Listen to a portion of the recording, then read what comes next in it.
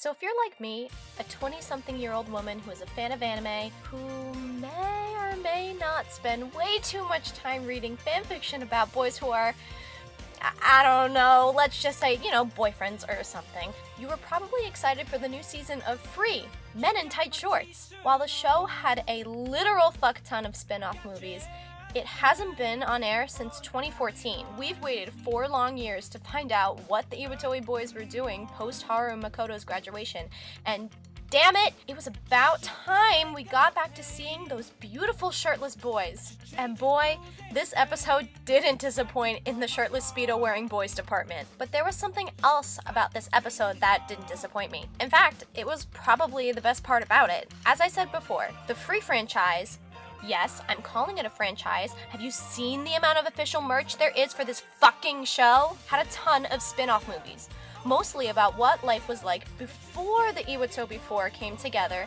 to form the dopest swim team. Within these movies, we were introduced to an entirely new cast of boys. When it was revealed that all of these new boys, including the Iwatobi boys, and some fresh new faces were going to be in the show, fans who hadn't seen the movies, like myself, were generally concerned that they wouldn't know what the actual fuck was going on. But this episode took so much time to make sure we knew what went down during those movies. They included quick flashes of scenes from the movies to give us an idea of who had what role in them, had characters explain what happened in the form of offhand conversations and also little asides, so it didn't really take up too much screen time.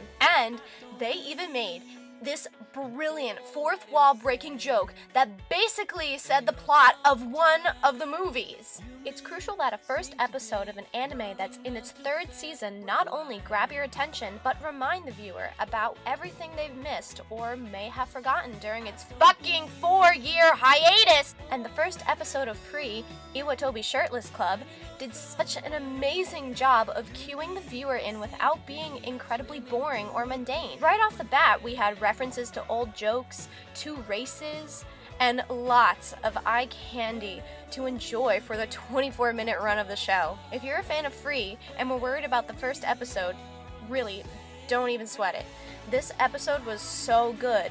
I think a person who's never seen Free could start with the first episode and actually have a pretty good idea of what went down during the first 2 seasons as well as some of the movies. Seriously fam, don't miss out on this amazing use of your time just because you're worried that you've been missing out.